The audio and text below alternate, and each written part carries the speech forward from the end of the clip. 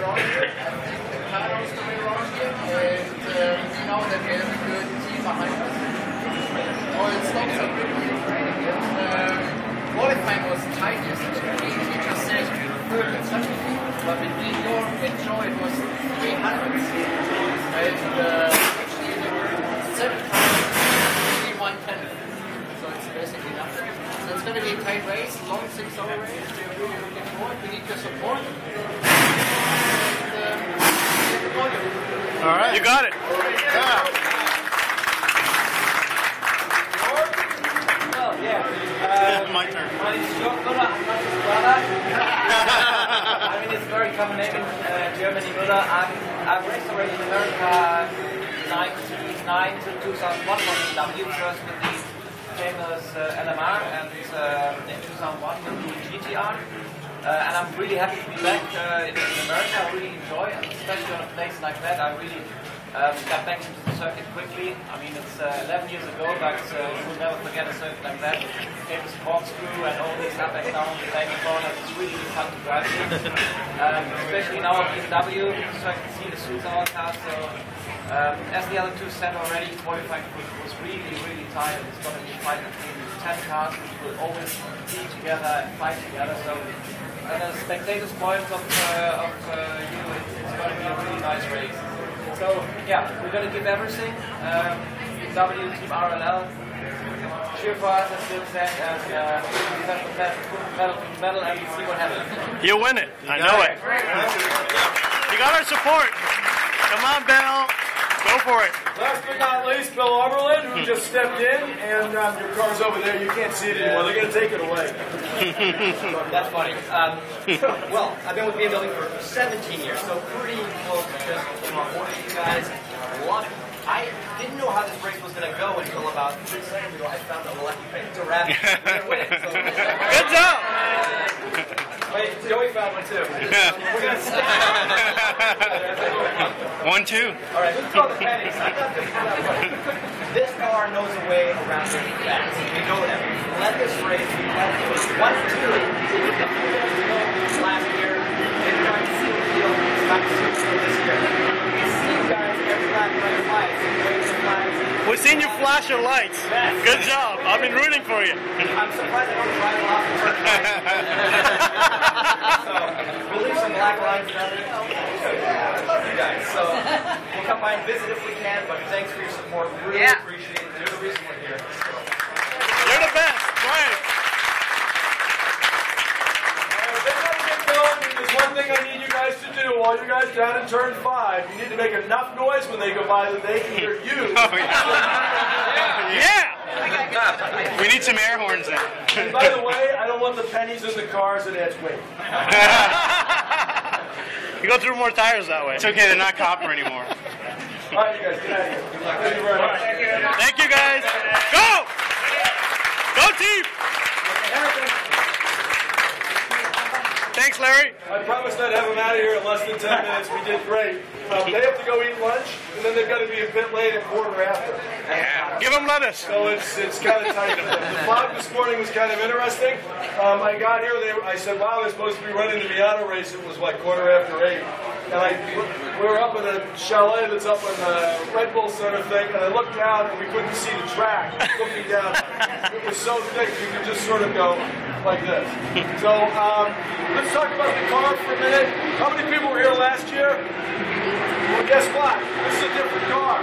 It's not the same car as last year. We made some changes. One of the things we did was we changed a lot of the geometry in the back to conform to some new rules that we found. So this is in fact a new chassis for this year, and that makes it that much better. When we look at the M3, how many people here are driving an M3 or an M car? Excellent. Okay. Raise your hand if you're not. We just want to know you guys so that we can fix that because there's almost plenty of them around. You need to step up and go get one. Anyhow, there's a lot of concepts in this car, engineering concepts in this car that go straight into the production car. You can kind of say it goes the other way, but we work on a lot of the race concepts that move. So as an example, the regular M3 has an adjustable suspension as this one does. It has a carbon fiber roof which cuts down on the weight, especially up high. I've never seen a race car with a moon roof in it, but I suppose it's possible. Obviously, this car has a lot less weight in the interior, but we still look at how we designed the car in terms of weight. So, body panels. The only piece that's metal on this is this area up in here. The C-pillar. Okay, the C-pillar area up through here. And that's a piece that comes directly from the production car. Everything else on here is carbon fiber. If you get to a production M3, you'll find that there's a lot of aluminum in the hood and the doors, and the front fenders are actually a composite plastic. And it's all an effort to save weight because, and I wasn't kidding when I said the penny thing, I mean I was, but I wasn't. It's amazing. You can change the rules on a race car and add 50 pounds to it. It costs you 0.2 of a second. And in as much as the top 7 cars were within 0.3 of a second, they qualified. 0.2 could make you go from first to sixth very quickly. We're talking about enough weight to be like the car battery. So it's a lot.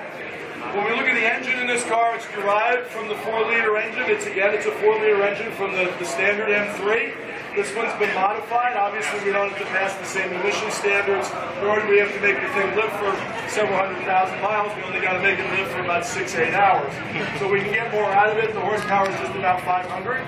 This has a 6-speed sequential gearbox.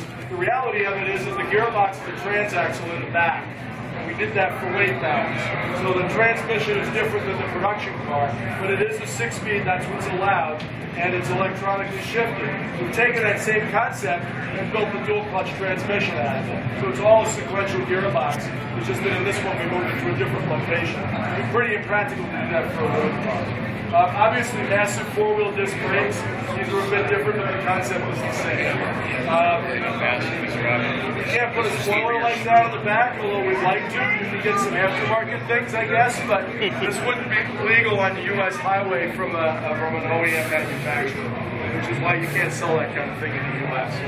You can put it on afterwards, but you can't build it and sell it in your car that way.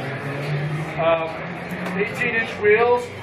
Dunlop has done a fantastic job for us in the last 3 years of developing the tires. Ah, there she is. Wave your hand. There's the Dunlop person. Great job.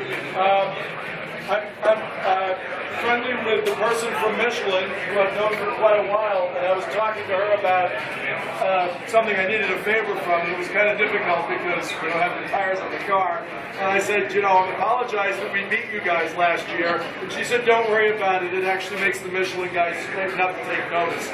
So they had to go back to work this year. So I'm figuring but the fact that you Dunlop guys came and developed some tires that worked and was able to beat the Michelin guys is pretty impressive, because for a long time they were kind of considered the norm. So we like that, and we're really in favor of them continuing. So we talked about the car. Strategy-wise, loosely defined, you pretty much have to have a pit stop roughly every hour. You might find it's a little less, it's a little more. You obviously want to have a pit stop under yellow. A couple of you may get to see the pit stop at some point. I'm not sure exactly how it's going to work, but if you do, you'll find when the car comes in, you can't work on the car until after it's been fueled. So when the car comes in, you immediately refuel it. You can change drivers, but you can't work on the car. When they finish fueling it and pull it out is when they change the tires. One of the benefits and the reasons why they do that is it means that you have longer to change the driver. And that's good because it means the seatbelts are on right, the guy's comfortable, things are set up better. If you could do it all at once, you shortened up the pit stop tremendously. You'd find the longest thing that it takes is the driver change. You don't want the driver going out with the seatbelts not tight or in the wrong position. So that was a way to slow that process down. That's been in the rules for quite a while. So that's a pit stop. As I said, we'll probably do 5 of them. So in essence, because you leave with a full tank of gas when you start, you essentially got 6 rounds of tires. You may change from that. You might get out of sequence. When we were at Long Beach, anybody see the Long Beach race? Okay, well, you might notice, remember this car was 16 laps into it and got clipped by a prototype in the back, flattened the tire. We had to come in to change tires. So you went from first to, I think it was 7th or 8th place immediately. And we put all new tires on the car when it comes in. So we went back out and it's like, oh great, now we're in 8th place. It's a tough place to catch up. So what we did as a strategy was we said, you know what, tires are great. We're going to get a stint and a half out of these tires because it's a 2-hour race. So we came in at the hour. The only yellow in the entire race was conveniently at the 1-hour point, which everybody loved. So we could all come in for the pit stop, refuel and change the driver, which had to be done faster. We never changed the tires, which allowed us to go back out. We were in first place because we didn't have to spend the time changing the tires again. We'd already done that before. But what that also meant was we had to have the confidence that we'd get a stint and a half out of a set of tires and still be competitive. It pretty much worked. We got passed by one car, but for the most part it worked. We came in second. If we had changed tires again, we probably would have been 6th or 7th because we would have used up that extra time to change the tires. Doesn't sound like much, but the perfect example I can use is at Sebring. We won the race by, I believe it was somewhere around 0.3 of a second. So that's after 12 hours. When you think about how long that is, 0.3 of a second is like a blink of an eye, right? What would happen if we had lost a half a second per pit stop? Oof. And you did 12 of them. We would have been in 6th place instead of in 1st place just because we used up a half a second per pit stop. And when you think about what a half a second is, it's almost nothing, right? But it still means something, so that's how close this racing is. And that makes it good, that makes it fun, makes it great to watch. So I hope you enjoy the day. I thank you very much for supporting BMW and coming. If you have any questions, I'll entertain them for a couple minutes, and then we got to go.